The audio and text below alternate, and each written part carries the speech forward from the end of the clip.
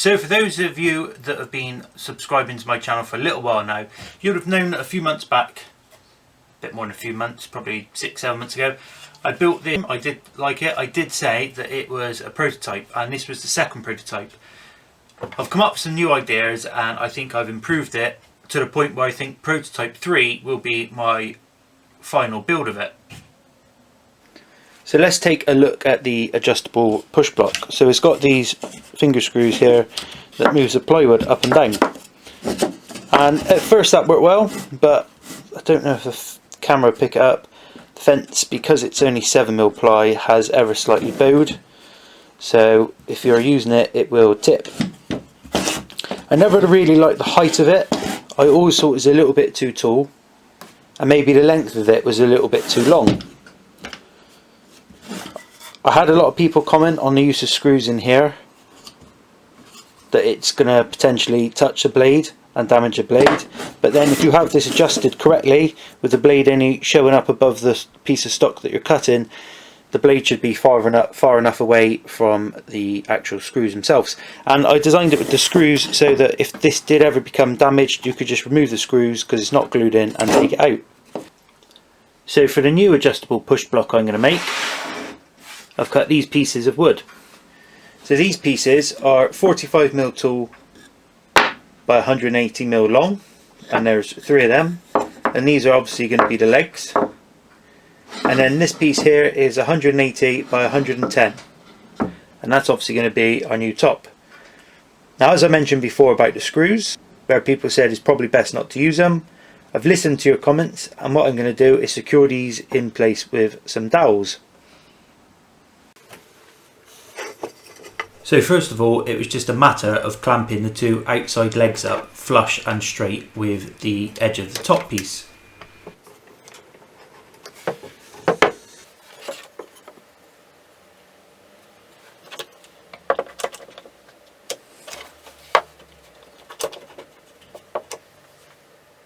I'd already marked out on the top piece where I wanted to drill the holes for the dowel bits, and I used a flag stop on my 6mm drill bit and just drilled down to the flag stop.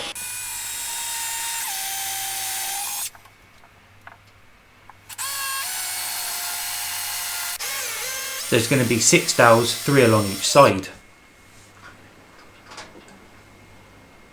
Then I put a generous helping of glue in each of the 6 holes, place the dowels in, and then with a few gentle taps of the hammer made sure they were a nice tight fit.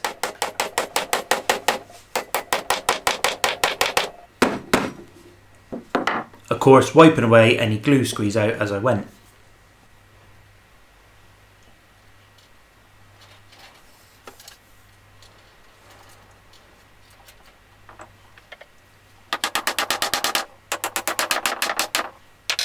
Then I placed it to one side and left it for the dowels to dry.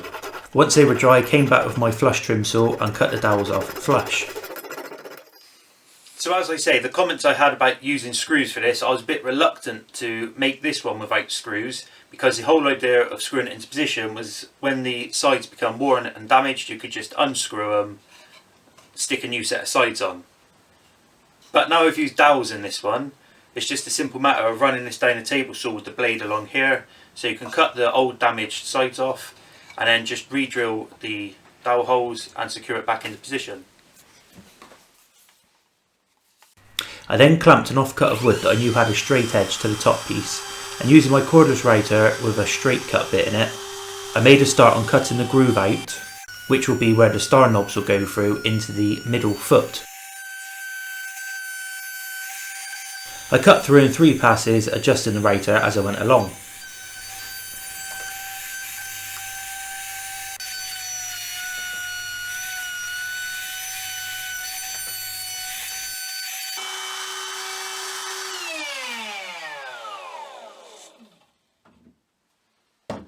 Then with the cordless sander, I went over the piece using 120 grit paper.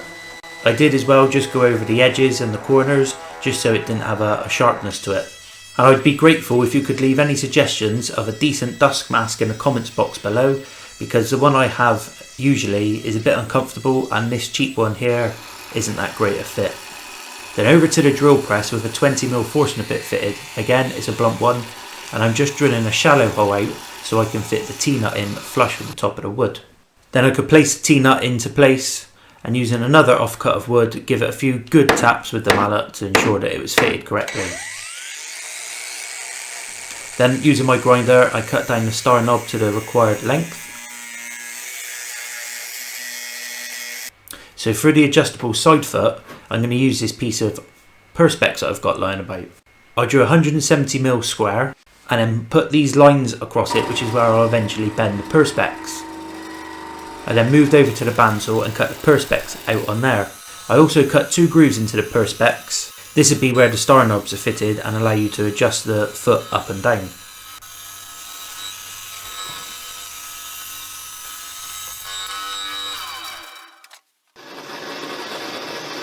Now on to probably the most trickiest bit to get exactly right.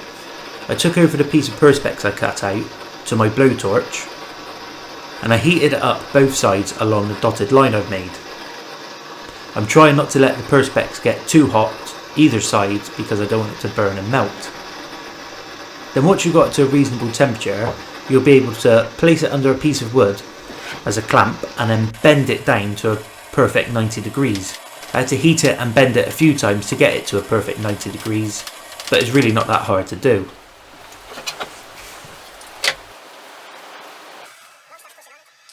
Then all that was left to do was to fit this adjustable side foot, and again I've cut the star knobs down to the size I needed.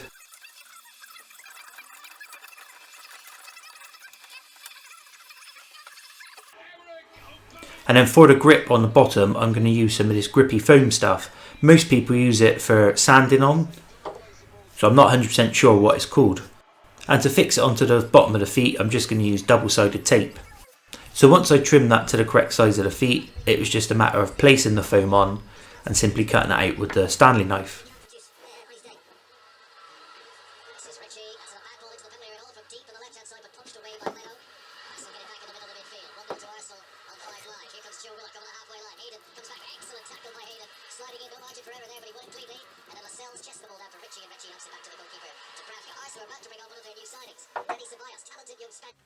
On the first one I made, I never liked the handle. I'm also not a huge fan of this handle. It's a little bit too thick. I think I should have used 1/2 inch ply and glued 2 pieces of that up. And I can't ever seem to get shape right when I do handles, so I can improve that. So for the new one, I've 3D printed one. The handle fits on really simply, it's just a screw front and back. And the reason the handle is orange is so that when I put this adjustable push block down, hopefully the orange handle will stand out and I won't be stood around for 10 minutes trying to find it. So the last thing to do is to get the table saw out and put it to the test. So you can see here that when you place it on the stock of wood that you're cutting, it doesn't slide and it grips it really well. That was a problem I had with the other one. I used some grippy rubber stuff and that did wear after a month or so.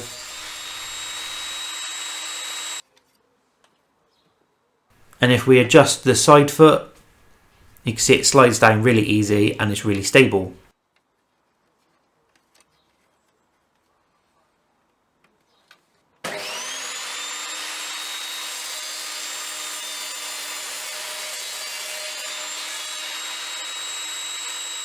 So I'll leave some pictures at the end of this video so you can have a look at the push block. There's links in the description box below to everything I've used. Hope you agree with me that this is an improvement on the previous one I made. If you liked the video, please give it a thumbs up. If you didn't, by all means give it a thumbs down. Comment below. If you're new to the channel, please subscribe and I'll see you again next week.